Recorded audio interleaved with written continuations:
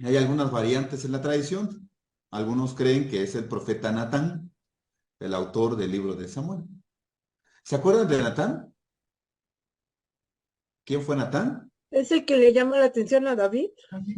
Así es el que le llamó la atención a David. Dijeron, hermano, hace falta Natán, mucho Natán hoy en día, ¿no? Para que anden llamando la atención, dice, ¿no? Bueno, el propósito, dice, relatan el establecimiento de la monarquía en Israel.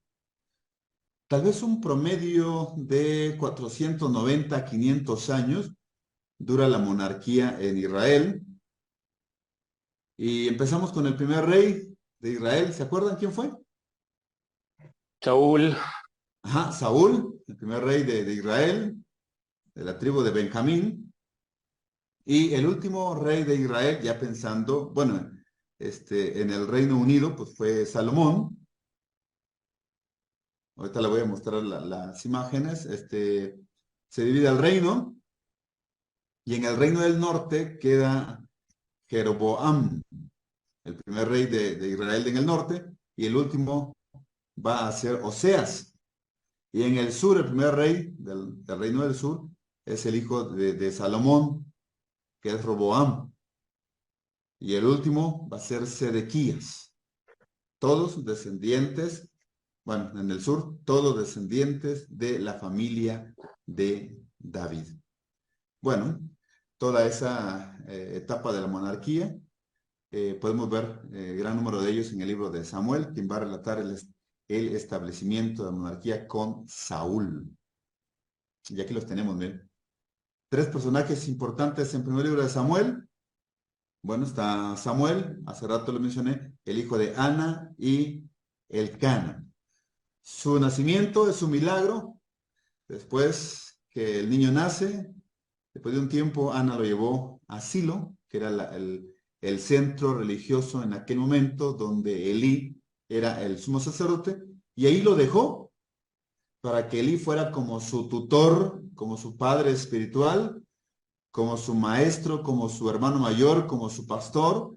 Y por supuesto, según la tradición, Elí hizo un excelente trabajo con Samuel. Lo educó para que él continuara en el llamado que Dios le hizo para llevar a cabo su ministerio. Bueno, Samuel se convierte en profeta, en sacerdote y juez. Saúl, el primer rey de Israel, de la tribu de Benjamín, un hombre muy poderoso, capaz para ganar las batallas. Y tenemos a David, el segundo rey de Israel, pero el primer rey de la tribu de Judá. Eh, ¿De qué familia era David? ¿Te acuerdas? ¿Papá? em, ay, Isaí. Ah, Isaí, exactamente. Y era el más pequeño, ¿eh? El más pequeño. Desde Isaí de... joven encontramos a David despuntando. Si usted recuerda cuando se enfrentó con Goliat, bueno, sus primeras batallas y bastante aguerridas, ¿eh? Tenemos a David. Con David vemos más claro el trabajo de los profetas. Por lo menos vemos ahí a Natán, un profeta de la corte, muy cerca de David. Y esto es muy importante. Bueno, ahí están los tres personajes muy, muy importantes, Samuel, Saúl y David. De los tres, Samuel es conocido como profeta.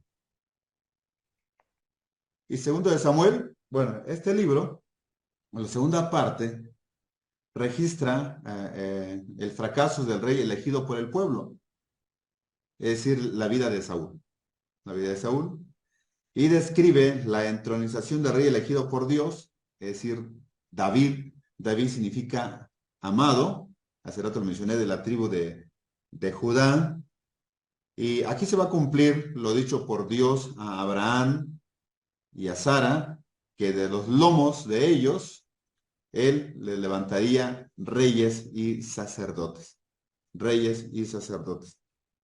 Y es de la tribu de Judá que se van a establecer el resto de la monarquía en el sur, en el sur. Luego, Perdón, ¿qué dijo que era entronización? Describe, el segundo punto, describe la entronización del rey elegido por Dios, es decir, David. ¿Qué significa David entronización? se convierte en el segundo rey, el que reina, el que está en el trono. O sea, le quita el trono.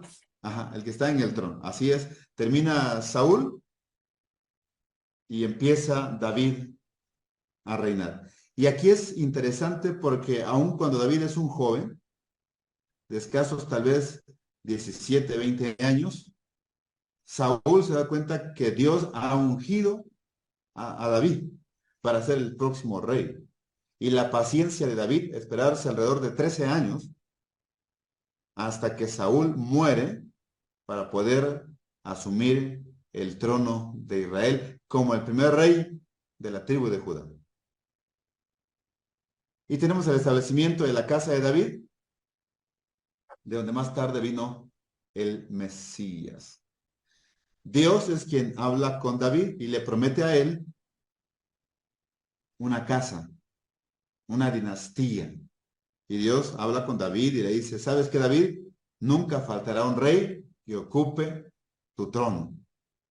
Y por supuesto, por ejemplo, cuando el ángel Gabriel habla con María, el ángel le dice a María, ¿sabes qué?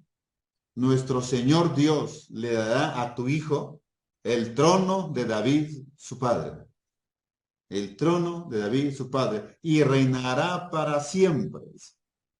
Y así se cumplen las profecías del libro de Isaías y de Miqueas capítulo 5 en particular, hablando de el Mesías.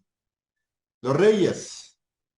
Bueno, comenzamos esta nueva etapa histórica de Israel. Es el periodo de dos reinos con dos reyes que muchas veces son enemigos. Bueno, eso fue tremendo. De que arrancaron, no se llevaron tan bien. Aquí tengo al líder, Moisés, Josué, los jueces. Ya vimos a algunos de ellos. Saúl, David y Salomón. Hace rato les mencioné que un promedio de 500 años tardan los reyes en Israel. Y aquí tengo este cuadro, miren. Del lado izquierdo dice Reino del Norte, los gobernantes, y tenemos el nombre de ellos, la duración, y si el gobierno de ellos era bueno, era malo, o como dice aquí, era malísimo. Era malísimo. Tenemos a Jeroboam, el primer rey del Reino del Norte, y le mencionaba que Oseas es el último rey del Reino del Norte. Por ejemplo, mire, tenemos a Rahab, Baasa, Ela, Simri, solo duró 7 días, pero se describe como malísimo. Omri, Acab, Acab fue el esposo de Jezabel, parece ser que era Jezabel la que reinaba en lugar de él, y podemos ver que ellos buscaban acabar con los profetas de Dios en su tiempo y mataron a muchos. En ese tiempo, la escuela de profetas había crecido bastante y ellos buscaban acabar con todos los profetas. Tenemos a Ocosías, a Joram, a Jehú. La dinastía de Jehú duró 110 años y en su tiempo, aun cuando fue un rey malo, él llevó a Israel del norte a muchos éxitos, sobre todo en lo económico. Joacás, Joás, Jeroboam II, Zacarías, este rey duró 6 meses, pero mire, Salum duró un mes. Manahem, Pecaía, Peca y Oseas, el último rey. En manos de Oseas cae el reino del norte por Asiria. Y las 10 tribus desaparecen en ese momento. Bueno, se van pues presos y nunca regresan. Bueno, en el sur tenemos a Roboam. Este era el hijo de Salomón. El hijo de Salomón, en general fue malo. A Abías, tenemos a Asa. Asa fue un rey bueno en el sur, ¿no? Él fue un hombre que dependió de Dios y procuró mantener buena relación con los profetas en su tiempo. Tenemos a Josafat, otro rey, aquí, Muy bien. aquí lo describe como malo, pero si vemos por la imagen pues que copié, pero Josafat fue un rey bueno. La labor de Josafat es muy parecida a la de Asa. buscan hacer reformas en el pueblo de Judá y pues limpian el templo, celebran la Pascua, buscan que la nación vuelva a Dios. Joram o Cosías, Atalía. Bueno, Atalía era hija de Acab, y Atalía se había casado con un hijo de Josafat, y fue la peor alianza que ellos pudieron hacer. Y aquí se escribe como diabólica, mire, porque, aquí Cosías, Atalía, perdón, era malo. Atalía era hija de Acab y Jezabel, y ella trajo al reino del sur la adoración a Baal. Tenemos a Joás, Amasías, Usías, Jotam, Acaz, Ezequías, otro rey, bueno, aquí dice lo peor, pero les explico. Ezequías fue otro rey bueno, con Asa, Josafat y Ezequías, de los reyes buenos. Tenemos a Manasés. Manasés sí fue un rey malo. De hecho, fue el rey más malo que pudo haber existido en el reino del sur. Manasés era hijo de Ezequías. Bueno, si usted conoce un poquito de la historia, se recuerda que Ezequías estuvo muy enfermo, con llagas en los pies. Llegó el profeta Isaías y le dijo, ¿sabes qué? Ezequías, prepara tu casa porque hoy va a haber café con pan aquí, ¿no? Es decir, hoy vas a morir. Y a Ezequías, pues no le agradó eso. Él oró al Señor y el Señor le regaló a Ezequías 15 años más de vida. Y en esos 15 años, eh, Ezequías se convierte en papá de Manasés. Es decir, en esos 15 años que Dios le dio, nació Manasés. En los 15 años de regalo de Dios a Manasés, a Ezequías, nace el rey más malo que tendría Judá en el sur. Bueno, tenemos aquí a Amón, a Josías. Josías, aquí está bien, lo mejor es otro de los reyes buenos que tuvo Judá. De hecho, Josías empezó a reinar a los 8 años de edad. A los 26, él hizo grandes reformas en Judá. Tenemos a Joacín, a Joaquín, y el último Sedequías. Estos sí fueron malos, ¿verdad? La cautividad babilónica, es decir, que generó que Judá fuera llevado cautivo a Babilonia, se cree que fue generado en los tiempos de Manasés. A Manasés históricamente se le atribuye la culpa por la que Judá cae en manos de Nabucodonosor, el rey de Babilonia en aquel tiempo. Ahora, en estos tiempos, es decir, sobre todo de estas divisiones de los dos reinos, vamos a contemplar a muchos de los profetas menores. Por eso se lo menciono a grandes rasgos ahora. A muchos de los profetas menores. Dígame nombre de profetas menores para hacer un repaso. Ya en su momento lo vamos a ver con más detalles. Oseas, Joel, Amós, Abdías, Jonás, Miqueas, Nahum, Habacuc, Sofonías, Ageo, Zacarías, Malaquías. Ahora al revés. Muy bien. Ahí tengo los 12. Y así se le conoce en el texto hebreo, el libro de los 12. El libro de los 12 hace alusión a los 12 profetas menores. Y muchos de ellos se escribieron justo antes de la cautividad babilónica, otros durante y otros después. Y esto es impresionante. Y cómo los profetas hicieron su labor ante estos reyes. Y la mayor parte de los reyes no hizo caso a los profetas. De verdad, la mayor parte de los reyes no hizo caso a los profetas. Por ejemplo, hay un profeta que dice, hablando Dios, todos se volvieron, pero no a mí. Otro profeta dice, el pueblo llegó a ser como una torta, como un pan, cocida por un lado y cruda por el otro lado. Otro profeta dice, Israel llegó a ser como una paloma incauta. Ni siquiera se dio cuenta cuando dejó de ser joven y se convierte en anciano. Es decir, pronto sus cabellos se tornaron blancos, es decir, su juventud dejó de ser y se convierte en un anciano y perdió toda su fuerza. Pero hay profetas que se dedicaron a compartir anticipaciones mesiánicas, predicaciones mesiánicas, como Miqueas, por ejemplo. Miqueas nos dice el lugar exacto donde nacería el Mesías. Ahora, le digo, los profetas hicieron su labor, pero los reyes, gran número de ellos, nunca escuchó a los profetas. Los libros de los reyes constituyen una sola obra en el texto hebreo, al igual que Samuel, primero y segundo de Samuel, están como uno solo en el texto hebreo, igual reyes. Dice, en la versión de los 70, conocida esta versión como la Septuaginta, dice, ya los vemos divididos y los unieron en los libros de Samuel, dando como resultado una obra que se conoce como los libros del reino.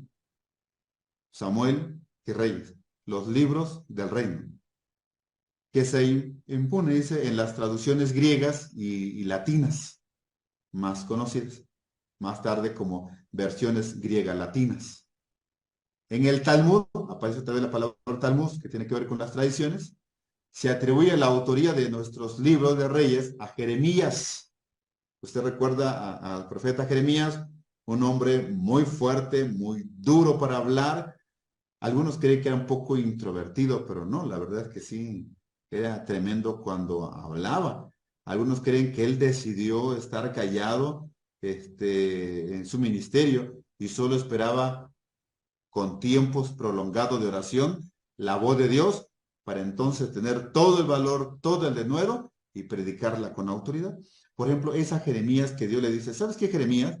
Si tú ves por ahí algún profeta que recibe o tiene un sueño que yo le mandé, pues dile que lo cuente. Pero si yo no le envié el sueño y solo le envié mi palabra, dile que la hable con fidelidad. O sea, dile que la hable con fidelidad. Jeremías escucha esto. Jeremías es el profeta que le dice a Dios, ¿sabes qué, Dios? Siento que te equivocaste porque yo soy un niño, ¿no? Soy un joven, así es que lo siento, no podía hacer tal labor. Y Dios le dijo, pues, ¿qué crees, Jeremías? Antes de que tú nacieras allá en el vientre, allá con tu mamá, yo ya te había elegido, yo te había santificado y desde ahí tú ya eras profeta para todas las naciones. Así es que, lo siento, no tienes alternativa, ven, córrele, vamos, ¿no? Y así es como Jeremías ingresa al ministerio. La verdad es que no se conoce con exactitud al autor de Reyes. Al parecer, quien escribió conocía bien Deuteronomio. Deuteronomio se conoce como una copia de la ley, es un resumen de la ley. El mensaje de Deuteronomio es recordarle al pueblo lo que Dios ya dijo. En el entendido, por ejemplo, el capítulo 6 del libro de Deuteronomio, parece que hace ver al pueblo que son una familia que siempre está dispuesta a olvidarse de los mandamientos de Dios. Por eso le dice, no se te olvide. Para que no se te olvide, repítela una y otra vez. Y para que no se le olvide a tus hijos, se las vas a decir una y otra vez a tus hijos. Y recuérdales que es importante, que crean en el Dios de Israel, el Dios de los hebreos, que yo soy el único Dios. Por eso Deuteronomio 6:4 se volvió muy famoso. Vendría siendo como el Juan 3:16 para nosotros. ¿Qué dice Deuteronomio 6:4? ¿Alguien lo recuerda? Amarás al Señor tu Dios con todo tu corazón, con todas tus fuerzas y con toda tu mente. Y esto dirás a tus hijos andando en el camino y al levantarse, y no me lo sé de memoria, pero esa es la idea. Ah, yo pensé que era nueva versión y no me lo sé. Muy bien. Oye, Israel, le dice Dios, ¿verdad? Al pueblo, ahí en Deuteronomio 6:4. Oye, Israel. Y oír tenía que ver con hacer. La palabra oír ahí no era un simple escuchar como en nuestro contexto mexicano. Oír era discriminar todos los ruidos que están a mi alcance y centrarme en la voz de Dios.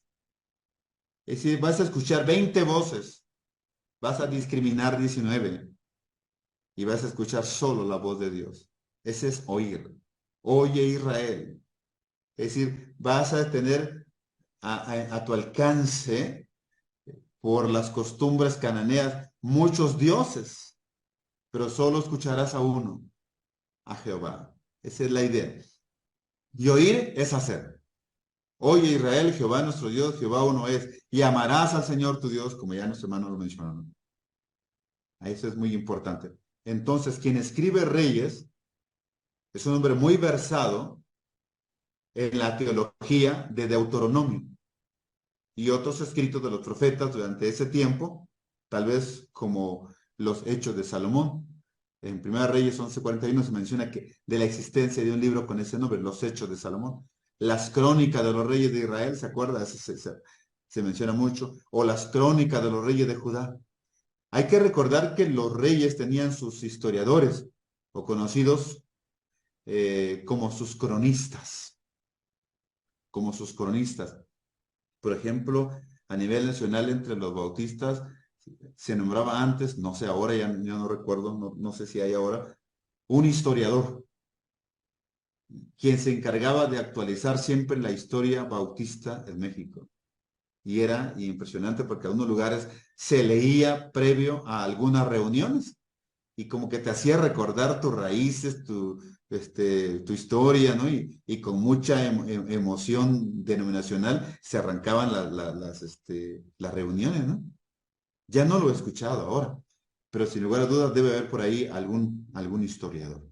Y eso es muy importante. Los reyes tenían sus propios cronistas. ¿Cuándo fueron escritos? Bueno, se cree que fueron escritos durante la época final del exilio, allá por los años 562 a.C., y el fin de la deportación en el 586. Entonces, si se dan cuenta, el escritor estaba versado en el libro de Deuteronomio, pero se escribe la historia de los reyes allá en este tiempo, entre el 562 y el 586, allá por la deportación de Judá a Babilonia, cuando hay una crisis espiritual tremenda, tremenda. El pueblo ha dejado de buscar a Dios. Ya no se recuerda tanto de Deuteronomio 6:4. O sea, Dios ha dejado de ser el Dios al cual ellos adoraron en un tiempo. O sea, se expusieron a caminar sin Dios y adoraron a dioses ajenos. Eso fue bastante, bastante terrible. Por eso el escritor les recuerda que hay un Dios que se llama Jehová, el Dios de los hebreos, y que Él tiene un rey preparado para ellos, hablando de el Mesías. Entonces, ahora, con ese contexto, al leer los libros de Reyes, vamos a entenderles mejor todavía, quizás como lo teníamos antes. ¿Qué aprendemos? Bueno, en el momento de escritura se refleja en la constante referencia al pacto desobedecido por los reyes y las consecuencias que vienen al pueblo, en este caso el exilio. 70 años duró el exilio. Por ejemplo, el profeta Isaías, lo vamos a ver después, pero Isaías le dice Dios habla en Isaías, le dice al pueblo, voy a hacer con ustedes como el platero. El platero toma la plata en las manos después de trabajarla en el fuego, etcétera, y estirarla, y ahí está trabajando, puliéndola, y no la suelta. Hasta que él se ve reflejado en el plato, entonces suelta el plato. Dice Dios, lo mismo haré yo con ustedes. ¿Te imaginas, no?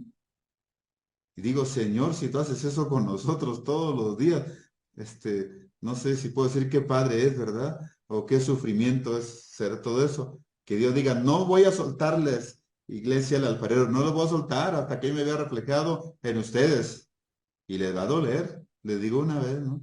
Pero no los voy a soltar hasta que yo me vea reflejado en ustedes. Luego, el bienestar de Israel y de sus reyes depende de la obediencia que tengan hacia la ley mosaica. Por eso, Reyes va unido a la ley mosaica, porque la ley nos va a hacer recordar que hay un solo Dios, y debe de ser adorado.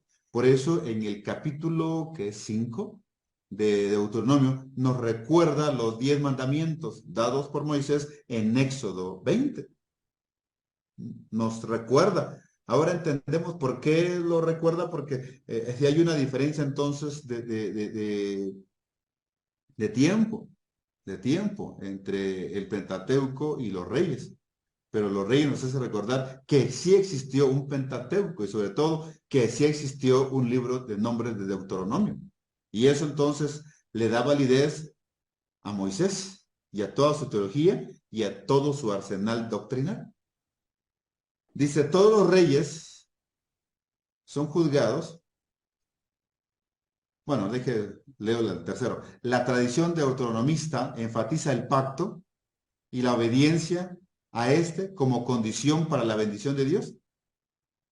Sin embargo, la desobediencia trae catástrofe nacional y división del reino. Por ejemplo, en Deuteronomios, Dios le dice al pueblo, pongo delante de ustedes la vida y la muerte. Si quieren obedecer, les espera la vida. Si quieren desobedecer, les espera la muerte. Y Reyes nos dice, ellos eligieron desobedecer. Y ahí está la muerte. Por ejemplo, Ezequiel, en el capítulo 37 de su libro, nos presenta un cuadro a través de una visión de una gran multitud que están muertos. Y Dios hablando con Ezequiel le dice, este es mi pueblo, que está muerto. Por eso cuando Dios se acerca y le dice a Ezequiel, hijo de hombre, ¿te puedo hacer una pregunta? Y Ezequiel dice, claro que sí, Señor. A ver, ¿cuál es tu pregunta? Y Dios le dice, ¿crees que estos huesos van a vivir? Y le dice, pues Señor, ¿por qué me haces esa pregunta? Al contrario, yo debo de hacértela a ti. ¿Vivirán estos huesos? Y es cuando Dios le dice a Ezequiel, pues ponte a chambear, ponte a predicar, ¿no? Y él se pone a predicar y él ve cómo los huesos se juntan unos a otros hasta formar los esqueletos. Es más, se formaron los cuerpos, pero sin vida. Y como que vemos a un Ezequiel que tiende, no sé, a frustrarse un poco y Dios le dice, pues profetiza al Espíritu. Es decir, deja que Dios haga su obra. Y Ezequiel profetiza y es cuando aquella generación se ponen de pie. Esto hablaba de la restauración de Judá que estaba esclava en Babilonia en ese momento histórico. Pero la promesa que Dios dio a Moisés, pues. Entonces, eso es maravilloso. Todos los reyes son juzgados. Agraden a Dios o no lo agraden. Si hicieron lo bueno o lo malo, todos son juzgados. ¿Y sabe qué me llama la atención? Porque Dios, después de la muerte de David, a quien se le considera el rey más grande de Israel, después de la muerte de David, Dios llama a David en toda la tradición histórica y lo pone como la regla para juzgar a los reyes que vinieron después de él. Lo pone como la norma de justicia.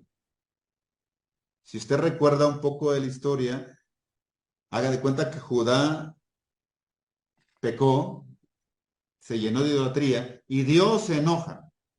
Y Dios va a destruirles y Dios dice, ay, pero no lo haré, dice el Señor, pero no lo haré por amor a David, mi siervo. Y en muchas ocasiones vemos eso, pero no lo haré por amor a David, mi siervo. Llegó un tiempo en que Dios dijo, lo siento, David, perdóname, ¿no? Y lo hizo a un lado y es que llega el cautiverio babilónico, ¿no? Pero fue tremendo, fue tremendo. Mire, es de suma importancia el pacto davídico. Se promete la permanencia de la dinastía davídica para siempre. Se destaca el papel de la profecía y su cumplimiento en la historia de Israel. Usted recordará aquella noche, creo que está en Segundo de Reyes, capítulo 7, cuando David le habla al profeta Natán y le dice, Natán, ¿qué crees? Tengo un plan maravilloso. Tengo un plan maravilloso. Y Natán le dice, a ver, ¿qué pasó? Cuéntamelo. Y David le dice, mira, quiero construir un templo para Dios. aquí lo siento en mi corazón, lo quiero construir. No es posible que yo tenga una casa, dice, pues, muy bonita. Y, y ahí el arca de Dios, el arca del pacto, está en una casa fea. Voy a construirle un templo para Dios. Y Natán le dijo, mira David, haz lo que hay en tu corazón. Lo que hay en tu corazón. Pero Natán debe llevar este mensaje a Dios. Y mientras Natán va a Dios, Dios viene a Natán y le dice, Natán, qué bueno que te encontré. ¿Sabes? Tengo un plan para David. Le voy a construir una casa a David. Dile a David que yo levantaré reyes de él y no faltará un hijo de sus lomos, un hijo de familia, de la familia de David que ocupe su trono. Córrele, ve y cuenta esta noticia. Ah, y dile que él no va a poder construir el templo porque sus manos están llenas de sangre. Dile que le hará a su hijo, ¿no? Por favor. Y ahí va Natán de regreso, pues, y habla con David, y pues David muy contento. Pero la Biblia enseña que David tenía mucho dinero ahorrado de su tesorería personal para la construcción del templo, y mandó a hacer el plano del templo, y cuando traspasa la estafeta del reinado a Salomón, su hijo, porque lo hizo en vida, eso fue impresionante. Le dejó el plano y también le dejó gran cantidad de dinero. Ok. ¿Preguntas hasta aquí? ¿Comentarios? ¿Vamos bien? ¿Sí? Solamente una pregunta, hermano. Sí. Este, Cuando vimos las dos gráficas de los reinos del norte y del sur, vimos que en los reinos del norte no hubo un solo rey bueno, no aparece ninguno bueno. ¿Hay alguna explicación a eso? ¿Será eso el motivo por el cual desaparecen?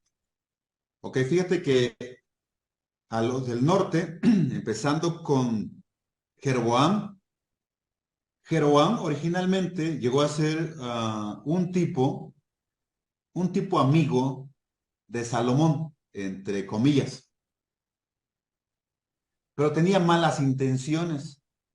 Algunos dicen que Nabat, el papá de Jeroboam, le había instruido para que él fuera a Judá, a la casa del rey Salomón, como un tipo espía y pudiera imitar, pudiera mirar los avances o el porqué de tanta sabiduría,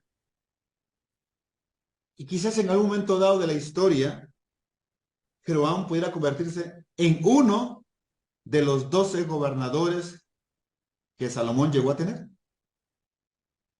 Conocemos la historia, a Salomón no le gustó tanto y se empezó a desagradar de la conducta de Jeroboam, y Jeroboam huye a Egipto. Después muere Salomón y se levanta su hijo Roboam para tomar el reino. Pero ya hay mucho disgusto porque Jeroboam, que era del norte, hijo de Nabat, ya había un grupo que le seguía, ya había cierta división.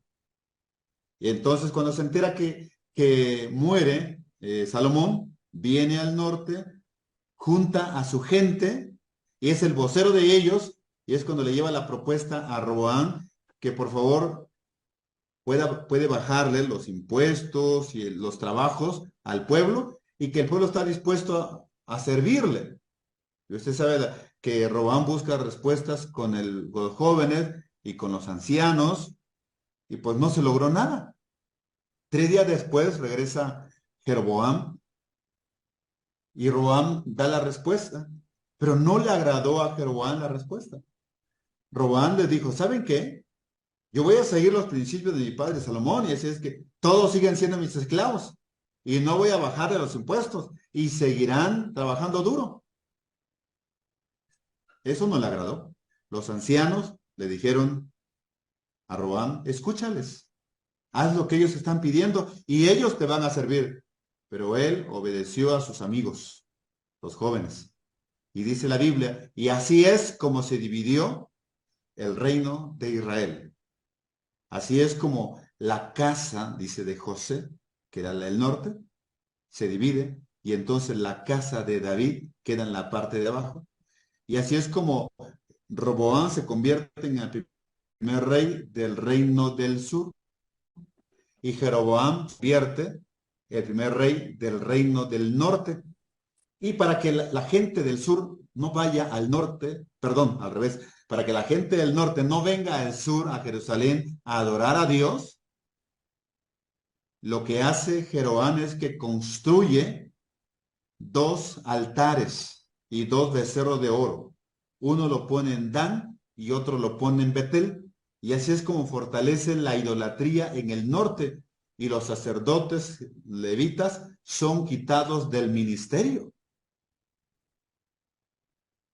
Entonces, la Biblia dice, y Jeroboam hizo lo malo ante los ojos de Jehová, hijo de Nabat. Y toda su descendencia hizo lo malo. Y todos los reyes que vinieron después de él, se decía, y este rey hizo lo malo, al igual que Jeroboam, hijo de Nabat. Es decir, la idolatría en el reino del norte estaba a más no poder. Ni uno de los 20 reyes del norte, ninguno de ellos se consideró bueno o que buscara a Dios, a diferencia del sur. En el sur tenemos 5 reyes buenos, ¿verdad? De los 20, o sea que 15 reyes malos en el sur. Y todos eran descendientes de la familia de David en el sur. Pero en el norte, ninguno de ellos fue bueno. Al contrario, alejaron a Israel de una relación con Dios y nunca escucharon la voz de los profetas. Gracias, hermano, gracias. No, no, al contrario. Pastor, Sí, ¿quiénes constituían el reino del sur? el reino del sur fue celebrado con Roboam, que es el primer rey. Este era hijo de Salomón.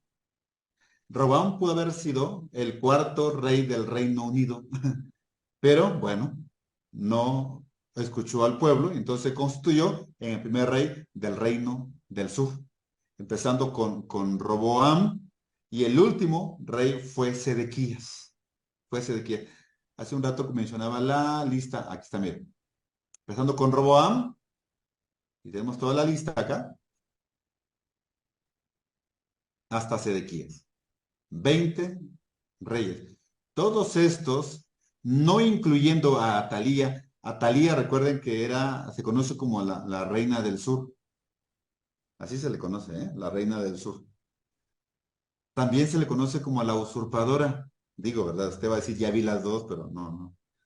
La usurpadora, ella, Atalía, no era de Josafat, y era hija de Acab y Jezabel en el norte. Acab hace alianzas con Josafat y le da a su hija para que se case con Joram. Y así es como Atalía llega al sur. Y así es como el baalismo llega al sur. Eso fue tremendo. Pero ahí están los 20 reyes que constituyeron el reino del sur. Hermano, ¿Sí? ¿y de las tribus de Israel, los reinos estaban divididos por tribus o estaba todo revuelto? Estaban divididos por tribus. Estaban divididos por tribus. De hecho, en el sur, aquí, estaremos hablando de Judá. ¿Y se acuerdan cuál era una de las tribus que siempre estaba cerca de Judá?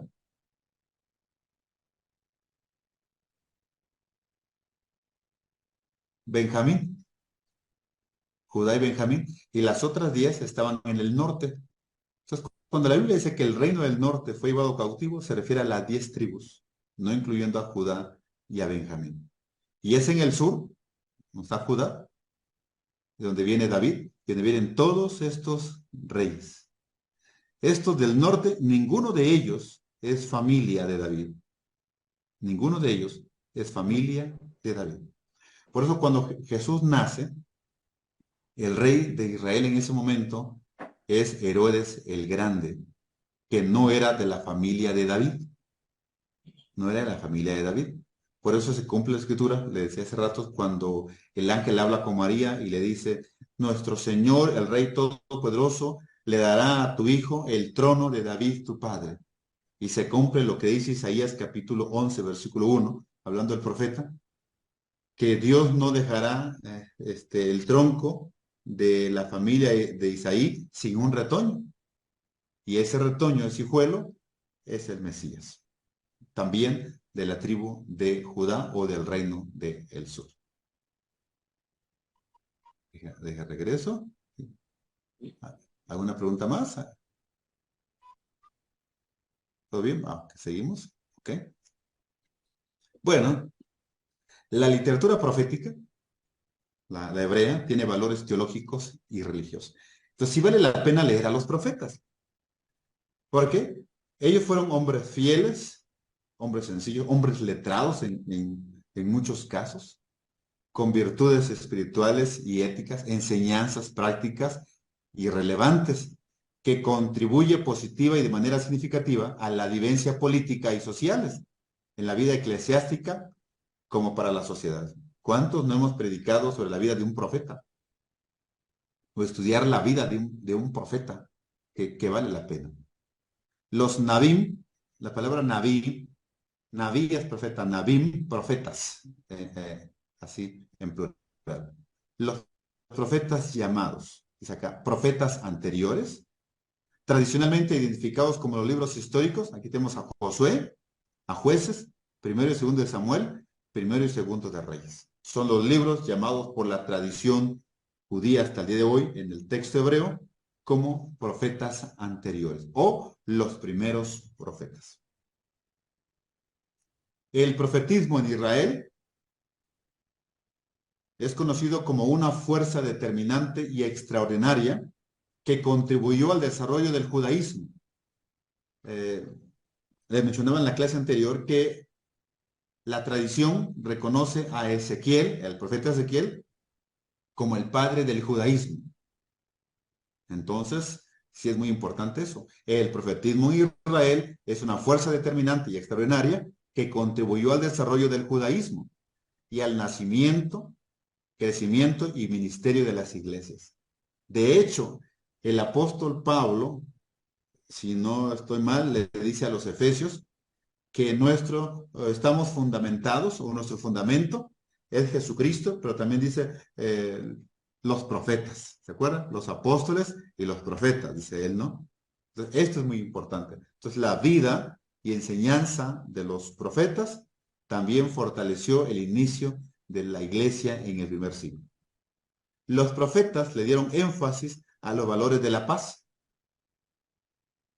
Si leemos Mateo capítulo 5, por ejemplo, Jesús narra ahí de que muchos murieron, muchos fueron perseguidos por causa de la justicia, dice ahí, por causa de la justicia.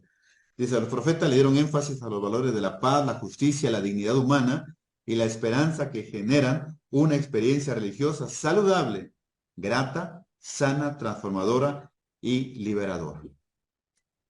Esa fue la experiencia de los profetas. Los profetas y sus hazañas, dice ahí, no solo incluyen o se incluyen en los grandes libros que llevan sus nombres, sino que se encuentran en la literatura histórica de la Biblia. Por esta razón es que los libros de Josué, Jueces, Samuel y Reyes se consideran proféticos en la Biblia hebrea.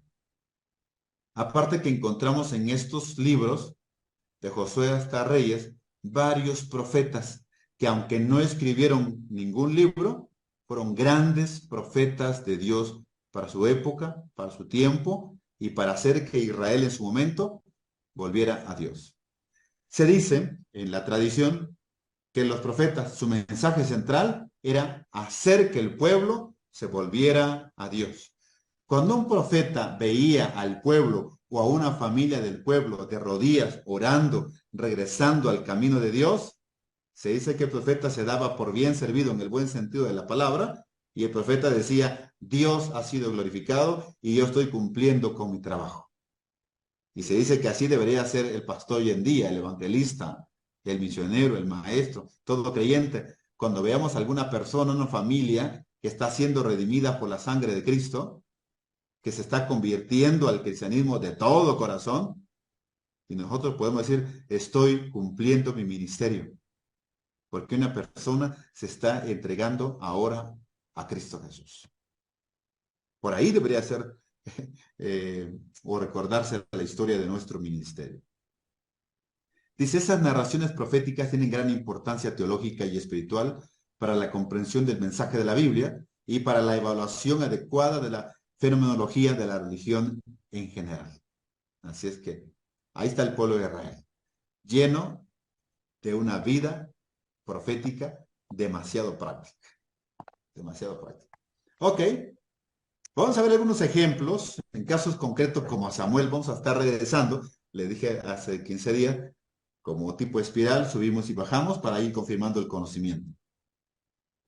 Samuel, en calidad de profeta y a la vez en calidad de sacerdote, le pide al pueblo de Israel, al cual le tocó ministrar en su tiempo, que se vuelvan a Dios de todo corazón. Les pide que quiten los dioses ajenos, que preparen su corazón para servir a Dios. Y le dice que Dios los va a librar a ellos de la mano de los filisteos. Oró con ellos y por ellos. Fue quien dijo Ebenezer. Ebenezer quiere decir piedra de ayuda. Piedra de ayuda. Pero ahí tenemos al profeta Samuel. Esta es la labor del profeta, que la gente se vuelva a Dios. Natán, para repasar a Natán.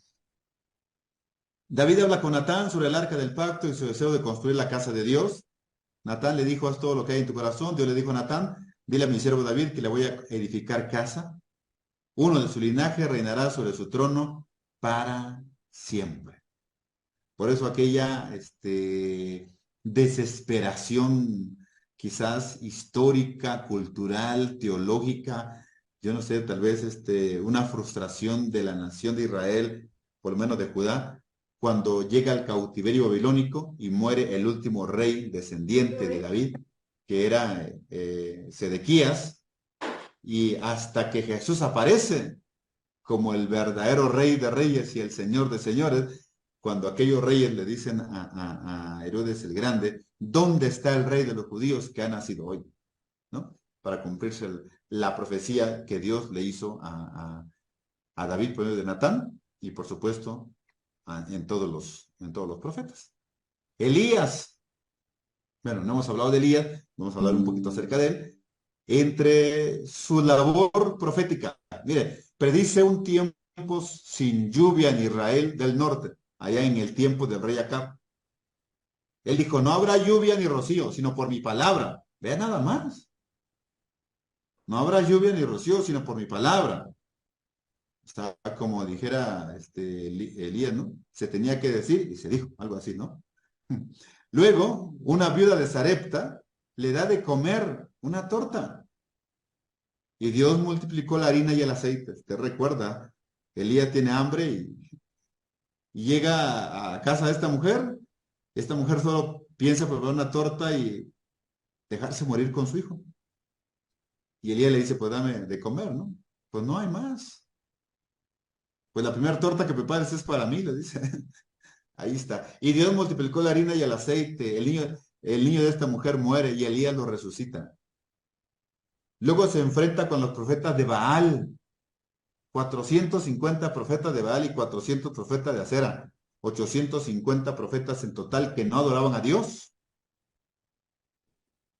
Elías lo citó en el Monte Carmelo y usted sabe lo que sucedió. Si Elías no se hace un lado, también le cae el fuego a él. Era llamado como el profeta de fuego. Un hombre con mucha autoridad. Sin embargo, cuando llega el mensaje a Jezabel, quien era la esposa de Acab, y le dijeron, ¿qué crees, Jezabel? Elías, el profeta de Jehová, degolló a los 450 profetas de Baal que te servían a ti y a los dioses. ¿Cómo? Y no solo a esos, también mató a 400 profetas de Acera. Y se enojó Jezabel y dijo, no voy a comer, voy a ayunar. Voy a comer hasta que vea muerto a Elías. Y aquel Elías que mató a los 450 profetas de Baal y 400 profetas de Acera, huyó de una mujer. Y así como Elías va al desierto, allá al monte Horeb, y ahí se encuentra con Dios, y en una cueva Dios le dice, Elías, ¿qué haces aquí? Levántate, mucho camino te espera, córrele. Y 40 días Dios disfruta a Elías, Elías disfruta a Dios. Y qué maravilla. Está lleno de presión, de frustración, y Dios lo restaura en aquel momento. Bueno, se enfrenta a los profetas de Baal, luego ora por lluvia, enseguida huye al monte Horeb. De hecho, Elías le dice al rey Acab, mira, hay una nube y va a llover. Y dice el rey, esa nube es como la palma de mi mano, ¿qué va a llover? Pues si no te apuras, va a llover, ¿eh? Y apenas alcanza a entrar el rey al palacio y se suelta la lluvia. ¿Cuántos años no llovió? ¿Se acuerda?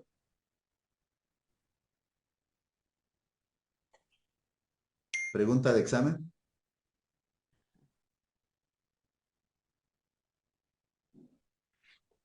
A nadie se los dejo de tarea. Elías fue un gran maestro, quizás el maestro de Eliseo. Quizás el maestro de Eliseo. Y de hecho vemos a Eliseo muy pegado a Elías. Cuando Dios decide llevarse a Elías, Eliseo también quiere irse. Es más, le quedó el manto de Elías, ¿no? El manto de Elías, que era símbolo de la estafeta del profetismo, que él va a arrancar justo después de que Elías ya no esté con él. De hecho, ya desempeñaba una vida profética Eliseo, pero no estaba solo. Pastor, ¿Sí? 3 años y medio. Así es lo que dice Santiago, ¿no? 3 años y medio. Eliseo, el sucesor de Elías, realizó varios milagros. La multiplicación del aceite de la viuda, ¿se acuerdan? Segunda de Reyes, capítulo 7. Es impresionante, ¿eh? La multiplicación del aceite de la viuda. Esta mujer viuda, su esposo era profeta, pero se endeudó, muere, y bueno, la deuda pasa a su esposa. Llega la persona a quien él le había pedido prestado, viene a cobrar, y la mujer dijo, ¿qué crees que mi marido murió? Y aquel le dijo, pues no te preocupes, tienes con qué pagarme, tienes hijos, me llevo a tus hijos y asunto arreglado. Y ella dijo, no, espérate, deja ver qué hago, ¿no? No te lleves a mis hijos. Y cuando ve a Eliseo le comenta, tu siervo, mi marido, era fiel profeta. Pero mira, era temeroso de Dios, pero bueno, aquí está la deuda. Se quieren llevar a mis hijos. Es cuando Eliseo le da unos consejos financieros extraordinarios a aquella mujer. Y según la tradición, el aceite que juntó aquella mujer sirvió para que pagara la deuda. 2, para que viviera quizás unos 20 años. Oigan, quizás unos 20 años de su vida a partir de aquel momento. Es decir, que aquella mujer tal vez puso un negocio de aceite en aquel momento. Por eso hay que llevarse bien con los vecinos, porque sus vecinos colaboraron prestándole a ella vasijas vacías. Llévese bien con sus hijos. Sus hijos colaboraron con ella para hacer un trabajo en equipo. Miren, llévese bien con los profetas. Ella consultó al profeta de Dios. Quizás fue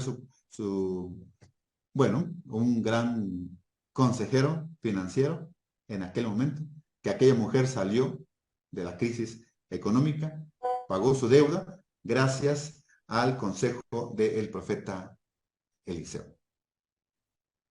Profetizó a una mujer sunamita que quedaría embarazada. Esta mujer dio a luz al niño. Cuando el niño va creciendo, el niño tiene dolor de cabeza y murió de dolor de cabeza. Y entonces Eliseo oró por ese niño y resucitó. También sanó la lepra de Naamán. ¿Se acuerda de Naamán? ¿Quién era Naamán? General, ¿no? Era un general Ajá, el general del ejército de Siria. de Siria. ¿verdad? Que una joven esclava ahí en casa de él escuchó que había un profeta en nombre de Dios, un profeta de Dios que se llamaba Eliseo y que hacía milagros. Y él dijo, hay que ir a traerlo. Y mandaron cartas al rey de Israel, ¿no? Y así es como se da el encuentro de Naamán con Eliseo. Y Naamán, pues, habla con Eliseo y Eliseo le dice a Naamán, tienes que zambullirte o sumergirte, o tienes que bautizarte 7 veces en el río Jordán, que estaba muy sucio en ese momento. Y Naamán, que estaba enfermo, como que no quiere obedecer al profeta. Y le dijo, hay ríos con aguas más limpias. ¿Por qué tiene que ser aquí? Y Eliseo le dijo, no, tiene que ser aquí. Naamán se zambulló 7 veces y la Biblia dice que la piel de Naamán quedó como la piel de un niño, limpia. Dios sanó a Naamán de su lepra. Y Naamán le quiere pagar el servicio, ¿se acuerda? Lleva bultos de plata y le quiere pagar y Eliseo rechaza. Bueno, no así su siervo, ¿verdad? Que usted conoce la historia. Hizo flotar un hacha, entre otros milagros que hizo. Gad, este es otro profeta. Natán y Gad eran muy conocidos y quizás eran amigos entre ellos. Gad era profeta, también conocido como de la corte. Le sirvió a David en gran número de años de su reinado. Cuando David censó al pueblo, su sobrino Joab era hijo de Sarbia era hermana de David. Joab era el general del ejército y le dijo a David, neciamente has hecho. Es más, le dijo antes que censar al pueblo, no lo hagas. La gente que tenemos, pues es fuerte, podemos ganar. No los cuentes. Bueno, miren nada más. Cuando David censó al pueblo, es enviado para decirle a David, es decir, Gad, número 1, es enviado de parte de Dios. ¿Quieres que te vengan 7 años de hambre en la tierra? 2, ¿quieres huir 3 meses de tus enemigos? Toda la vida se la pasó huyendo David. Huyó de su suegro, ¿verdad? Huyó del ejército de Israel, huyó hasta de sus propios hijos. Bueno, tercero, ¿o quieres 3 días de peste en la tierra? ¿Cuál de estos 3 castigos cree usted que elige David? El tercero. El tercero, 3 días de peste en la tierra. Y miren nada más, en solo 3 días murieron 70,000 hombres. 70,000 hombres. Dios le dice a David, no es, ¿verdad?, con la fuerza. Y más tarde David lo entendió cuando escribe sus salmos, ¿no? En el Salmo capítulo 20, David dice, algunos confían en carros, otros en caballos, mas nosotros en el nombre de Jehová nuestro Dios tendremos memoria, dice David, ¿no? En sus salmos. Pero en la vida práctica, miren, David estaba confiando en su fuerza, en su inteligencia y en su ejército. Pero ahí está. Nosotros aprendamos a confiar en Dios. Ahías profetizó que Jeroboam sería rey en Israel. Jeroboam, como lo mencioné hace rato, es el primer rey del reino del norte. Ahías era un profeta. Ahías rompe un cinturón en 12 pedazos, ¿verdad? Y salta de un manto y lo divide en 10 y 2 y dice, así será el reino de Israel, 10 y 2. Es decir, anuncia la división y le dice a Jeroboam que él será el primer rey del reino del norte. Luego, la mujer del rey, es decir, la esposa del rey Jeroboam, se disfrazó para saber sobre la salud de su hijo. El profeta Ahías ya era un hombre anciano, había perdido la vista, pero no el conocimiento. Y mire, esta mujer fue mandada por Jeroboam, su esposo, para preguntarle al profeta qué va a pasar con el reino. Es interesante porque nunca buscaban a los profetas, pero ahí estaban los profetas. Y ahora que su hijo está enfermo, va a buscarlo. Y entonces Jeroboam le dice, pero no quiero que vayas vestida como reina. Quítate tu vestimenta y ponte vestidos como cualquier mujer de Israel. Disfrázate. Y ve al profeta Ahías. Imagínense. Y esta mujer va a la casa del profeta Ahías. Recuerde que Ahías ya está ciego. Pero mientras esta mujer, esposa de Jeroboam, va a la casa de Ahías, Dios habla con Ahías. Y le dices, Ahías, quiero decirte que Jeroboam le dio órdenes a su esposa para venir contigo en ese momento. Ella viene en camino. Y tú le vas a responder de esta manera, le dice Dios. Y ella vendrá a verte. Órale, y así fue. Llegó aquella mujer, el profeta escuchó los pasos, y ¿sabe lo que dijo Ahías? Mujer, esposa de Jeroboam, entra. Y aquella mujer se quedó sorprendida porque dijo, ¿qué pasó aquí? Supone que está ciego y no traje mi vestimenta de reina, ¿no?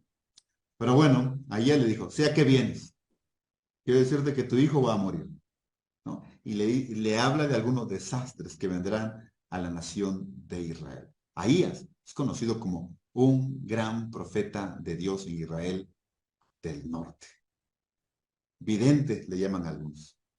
Débora, hagamos un repaso de Débora. Juez, poeta y profetisa, mujer de Lapidot, bajo la sombra de una palmera, porque no tenía oficina, o esa era su oficina. Ella, apoyada por Barak, derrotaron a Sísara, pero mire, era una gran consejera, una mujer que tenía excelentes oídos. Con tanta amabilidad y paciencia, ella escuchaba las quejas del pueblo. Eso es muy importante. Si nosotros queremos convertirnos en consejeros, es importante que aprendamos a escuchar a los demás. Se dice que Dios nos dio 2 orejas, 2 oídos, para escuchar el doble de lo que hablamos. Solo tenemos una boca. Solo tenemos una boca. Y esta mujer fue distinguida por una mujer muy lista, muy astuta, muy inteligente, muy sabia. Ella sabía escuchar y en base a lo que escuchó de las quejas del pueblo, ella hacía su labor de juez. Pero también recuerde, toda una gran profeta de parte de Dios. Así es que sí hay mujeres en la Biblia que Dios usó para ciertas labores, en caso de Débora. Micaías, otro profeta. Mire, Micaías profetiza la derrota del rey Acab, otra vez Acab, recuerda, Acab, un rey que quería acabar con los profetas de Dios y intentó acabar con Elías. Dijo, lo que Jehová me hable, diré. Qué interesante, ¿eh? Lo que Jehová me hable, diré. Así deberíamos responder todos los pastores, todos los predicadores, todos los maestros, ¿no? Lo que Dios me diga, eso diré. Si Dios no lo dijo, no lo diré. Si la Biblia lo enseña, lo enseñaré. Si la Biblia no lo enseña, yo no lo diré. Pero de repente habemos pastores, habemos misioneros, evangelistas, conferencistas que decimos, hermanos, con todo respeto, la Biblia no lo dice, pero voy a dar mi humilde opinión, ¿no? Pues ¿para qué quiero tu humilde opinión? No me sirve para nada. Lo que quiero es la Biblia, lo que quiero es escuchar la palabra de Dios. Tengamos cuidado en decir lo que la Biblia no dice. Callemos donde la Biblia calla y hablemos donde la Biblia habla. Micaías le dijo, sube, serás prosperado. Le dijo el rey, dime la verdad. Él le dijo, veo a Israel como ovejas que no tienen pastor. Uy, y esto les molestaba a los reyes, porque era a los reyes a los que se les conocía como pastores de Israel. Jehová le dijo, no tienen señor, regresen a su casa en paz. Micaías le dijo, yo veo a Jehová sentado en su trono y todo el ejército de los cielos junto a él. Vean nada más, este profeta Micaías. Vean nada más. Yo veo a Jehová sentado en su trono y todo el ejército de los cielos junto a él. ¿Recuerda quién más vio a Jehová sentado en su trono? Juan, Juan, exactamente. ¿Alguien más? Esteban, Esteban, muy bien, muy bien, muy bien. ¿Quién más? Isaías, Isaías, entre otros, ¿verdad? Y Salomón, ¿verdad? En su oración dice, Dios, tú que estás en tu trono, desde tu trono, y empieza a decirle, desde tu trono, tú vas a contestar la oración a todo hombre que ore a ti en este lugar, refiriéndose a el templo. Bueno, ahí está Micaía. Bueno, ¿preguntas hasta acá?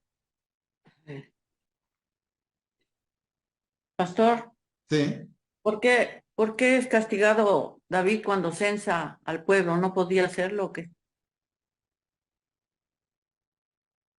Según las escrituras, dice que, y la tradición también respalda esto, que David quería anunciarle a todas las naciones cuántos soldados tenía él preparados. David era muy listo. Desde antes de ser el rey de Israel, él empezó a preparar gente que estuviera cerca de él. No solo preparó a alguien para que fuera su escudero, preparó alrededor de 37 hombres diestros para la guerra, a los cuales llamó más tarde él los valientes de David. Entre él y esos 37 valientes prepararon a 400 hombres que empezaron a formar como su cinturón de seguridad. Donde quiera que David se desplazaba, ahí van ellos. Entonces, cuando David sube al reino de Israel, no solo lleva un escudero, no solo lleva a sus 37 hombres, los valientes de David, sino lleva a 400 hombres diestros para la guerra. Y ellos se convirtieron en maestros de todo el gran ejército de Israel preparado por David. Entonces, a David le gustaba decir, ya somos 100, ya somos 500, ya somos 2000, y quería anunciarles a las naciones con cuántos hombres él los iba a derrotar, y sobre todo anunciar a los filisteos. Y Dios les había dicho, no hagan eso. Eso es orgullo, ¿verdad? claro. No hagan eso. Es más, su sobrino, que le mencioné hace rato, el hijo de Sarbia, Joab, le dijo, no hagas eso, no lo hagas. Y cuando lo hizo, le dijo, neciamente has hecho. Neciamente has hecho. Eso fue tremendo, ¿verdad? Entonces tuvo que ver con el orgullo ahí, ¿verdad? Yo sí sé, ¿no? Cuidado con eso, puede estar muy cerca de nosotros en cualquier área de nuestra vida, sobre todo en los ministerios, puede estar muy cerca ese tipo de conducta. Ok, ¿algún comentario más? Elías fue el que desapareció sin morir en una carreta, ¿o lo estoy confundiendo?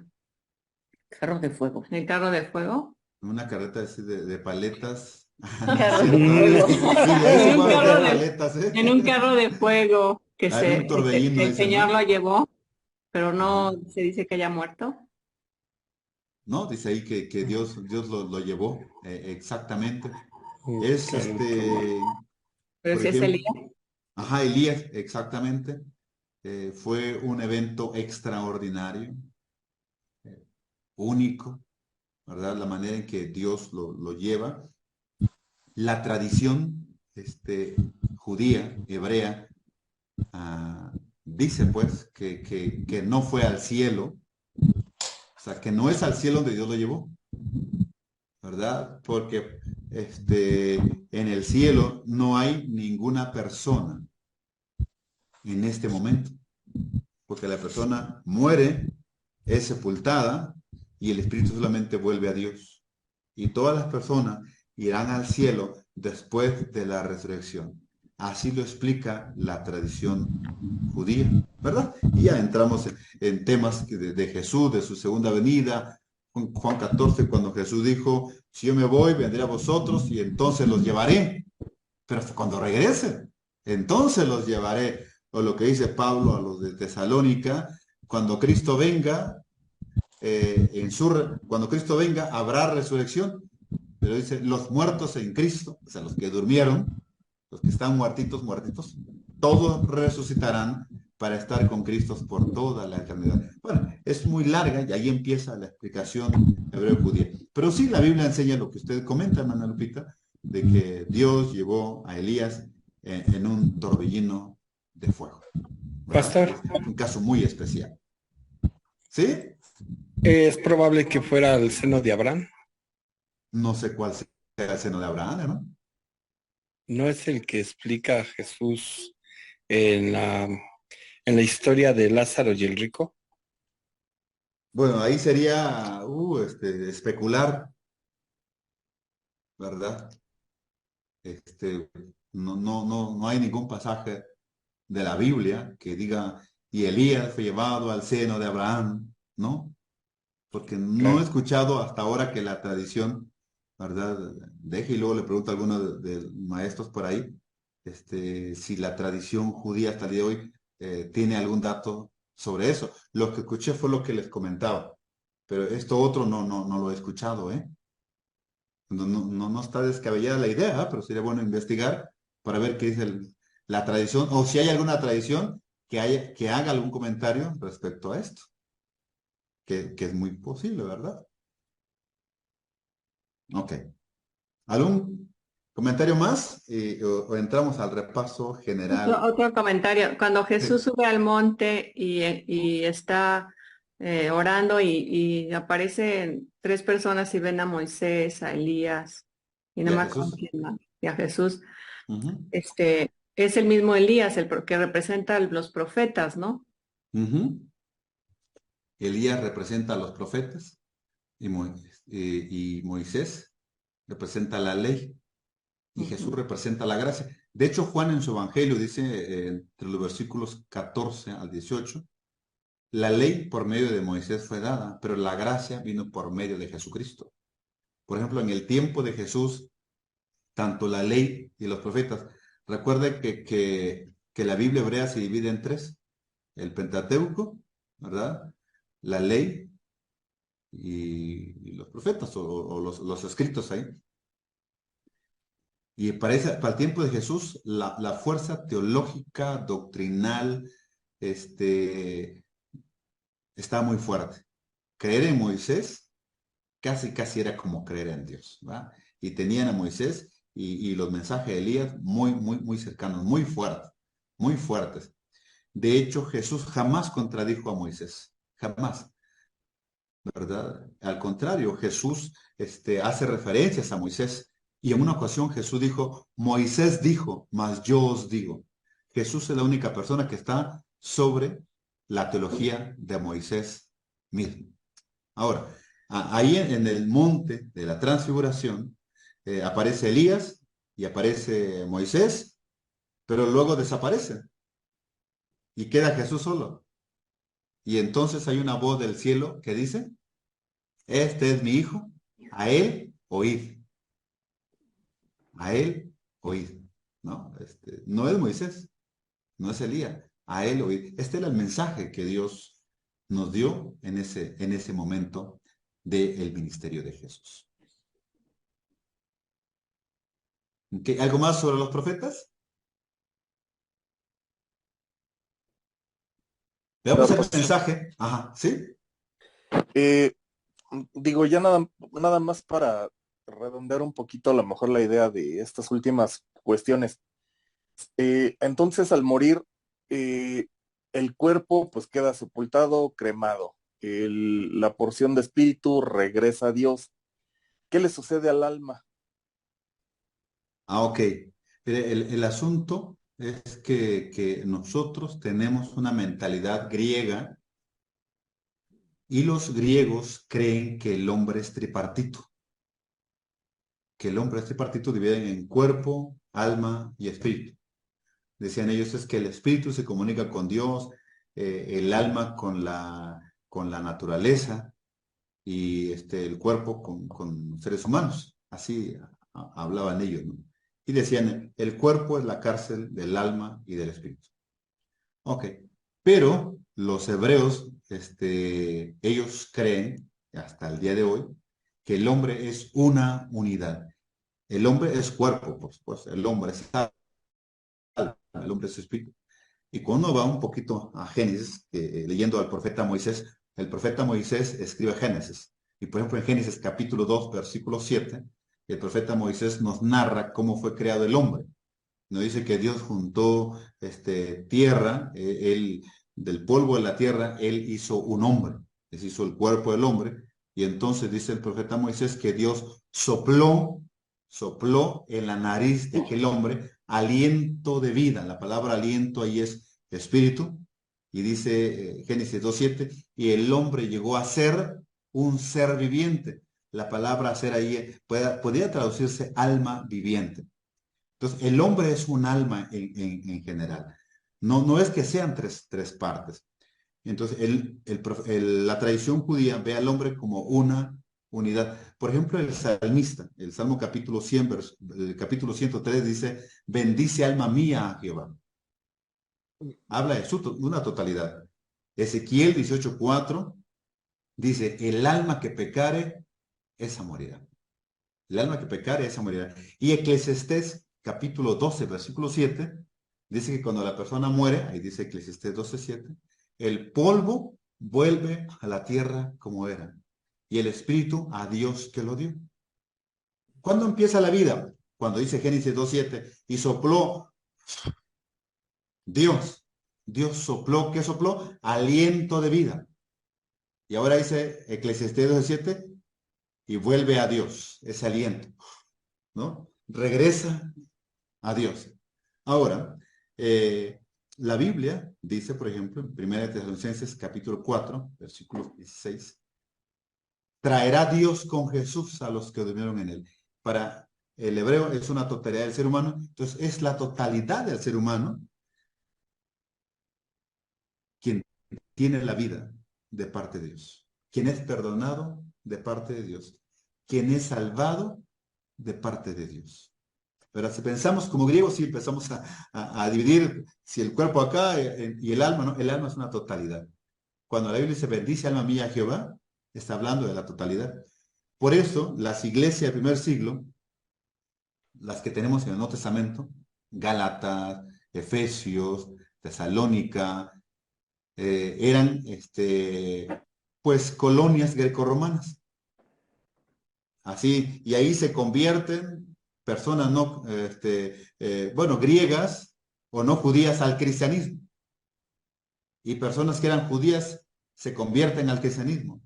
Ahora imagínense las iglesias que Pablo formó, donde había judíos que creían que el hombre era una unidad y personas griegas que creían que el hombre era tripartito y estaban en la misma congregación donde se formaban aquellos debates si era uno o eran tres. Y cuando Pablo escribe a los de Tesalónica, en el capítulo 5 de primera carta de Tesalonicenses, versículo 23, Pablo les escribe y le dice a ellos en su carta, y el mismo Dios de paz, les dice, hablando a esta congregación, y el mismo Dios de paz os santifique por completo, hablando de una totalidad. Hay una palabra griega que se usa ahí que es pleroma, que es totalidad, algo que no se puede dividir. Dice, y el mismo Dios de paz os santifique por completo. Dice, así le escribe. Y todo nuestro ser, dice, y todo nuestro ser. Y esas palabras, como que Pablo está hablando como judío, que el hombre es una unidad, pero a la vez es dirigida a una iglesia donde hay griegos. Y entonces como que le pone dos puntos ahí. Y todo nuestro ser. Y hay dos puntos. Dice, espíritu, alma y cuerpo sean guardados irreprensibles hasta la venida del Señor. Por eso cuando escribe a los Corintios, Pablo le dice, no se olviden de que el cuerpo de ustedes, de que nuestro cuerpo es templo del Espíritu Santo de Dios. Porque en la teología cultural de los efesios, de los corintios, por ser griegos, se decía, con tu espíritu, con lo profundo de ti, adora a Dios. Para eso fue creado. Pero con tu cuerpo puedes pecar, porque para eso fue creado tu cuerpo. No, y Pablo dice, no, nuestro cuerpo es templo del Espíritu de Dios. Quien se une a una mujer, le dice Pablo, un cuerpo es con ella. Pero quien se une al Señor, un espíritu es con él. Pablo regresa a la unidad o a la unicidad del ser humano ante Dios. Cuando el hombre peca, es la totalidad del hombre quien peca. Cuando el hombre es salvado, es la totalidad del ser humano quien es salvado. Entonces, en ese sentido, la Biblia va describiendo al ser humano a lo largo de ella como una unidad. Y aquí depende por cuál postura nosotros nos vayamos. Si porque el hombre es uno o porque es tripartito. Sin embargo, lo que les mencioné de primera de Tesalonicenses 5:23 me encanta porque Pablo empieza hablando como hebreo, ¿verdad? Y les termina hablando como griego, buscando de que no haya división entre ellos como judíos y como griegos, sino que el hombre es una unidad, aunque podemos hablar de tres dimensiones, cuerpo, alma y espíritu, pero los tres son uno. Pensando en, si nosotros hablamos como Dios, que es Padre, que es Hijo y que es Espíritu Santo, es un ser indivisible. Es el eterno Dios que mora en nosotros. Gracias, Ok, pastor. espero no abundar mucho. Ahora sí que se puede quizá concluir entonces que ambas corrientes de pensamiento son acertadas. Claro, aunque la que más suena en nuestro mundo evangélico es la que el hombre es un ser tripartito, ¿verdad? Pero cuando estudiamos la literatura hebrea, vemos que ellos, hasta el día de hoy, creen que el hombre es una unidad. ¿Ok? Gracias. Ok, hermanos, ¿comentarios finales? Yo pensaba, yo pensaba que el alma eran las emociones con Dios y la alma es nada más las emociones y los sentimientos, el corazón del hombre. Sí, es que así está diseñado por la filosofía, por la cultura griega, ¿verdad? El asentamiento de las emociones, la voluntad, ahí está en el alma, ¿no? Con ella nos comunicamos con la naturaleza, ¿no? ¿Ya no la escuché? El espíritu es el que se va con Dios cuando uno muere, aunque se quede el cuerpo. Ajá, esa es la teología griega, ¿verdad? Así es, pero el hombre es una unidad, es todo o es nada, es todo o es nada. Ok, y los profetas, por ejemplo, los profetas, ellos se encargaron de anunciar todo eso. Por ejemplo, cuando vemos entonces a Ezequiel predicando a aquella generación, en aquella visión del valle de los huesos secos, vemos a un Ezequiel dependiendo de Dios, que cuando predica todos los huesos se juntan y hay cuerpo, y cuando predica de acuerdo a la voz de Dios, profetízales, ¿no? Profetiza el Espíritu. Ellos se ponen de pie y entonces Dios le dice a Ezequiel, es lo mismo que yo haré con mi pueblo Israel. Dios los ve como uno, como un solo pueblo, que están siendo restaurados y están siendo levantados. Muy bien, pues hermanos, muchas gracias. Gracias, pastor. Y aquí concluimos el día de hoy. Gracias, pastor. Y en la siguiente semana continuamos y Gracias. estamos a punto de empezar con los profetas conocidos para nosotros como profetas mayores o profetas posteriores. Haremos al inicio de la clase un resumen de los profetas anteriores y entramos a los profetas mayores o profetas posteriores. Así es que me dio Gracias, mucho pastor. gusto verles a todos. No había visto algunos porque no sabían, no habían abierto su cámara en días anteriores y ahora sí todos la abrimos. ¿Verdad?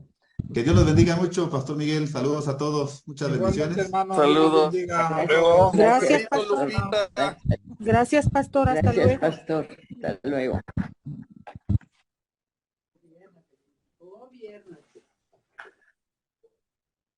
Así nos despedimos.